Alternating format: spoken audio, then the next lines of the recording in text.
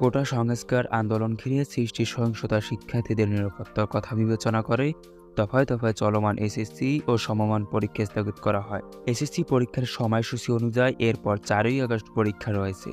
ওই দিনের পরীক্ষাও স্থগিত হবে কিনা তা নিয়ে উৎকণ্ঠায় আছেন পরীক্ষার্থী ও অভিভাবকরা।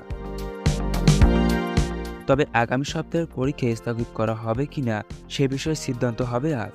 পরীক্ষা স্থগিত হলে পরীক্ষার সময়সূচি পরে জানানো হবে।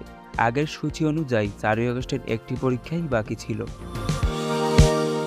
এর আগে 3 দফায় 8টি পরীক্ষা স্থগিত করা হয়। গতকাল বুধবার আন্তঃশিক্ষা বোর্ড সমন্বয় কমিটির সভাপতি ও ঢাকা শিক্ষা বোর্ডের চেয়ারম্যান তপন কুমার সরকার বলেছেন, সিদ্ধান্ত এখনো চূড়ান্ত নয়। এ বিষয়ে আজ বৃহস্পতিবার জানিয়ে দেওয়া হবে।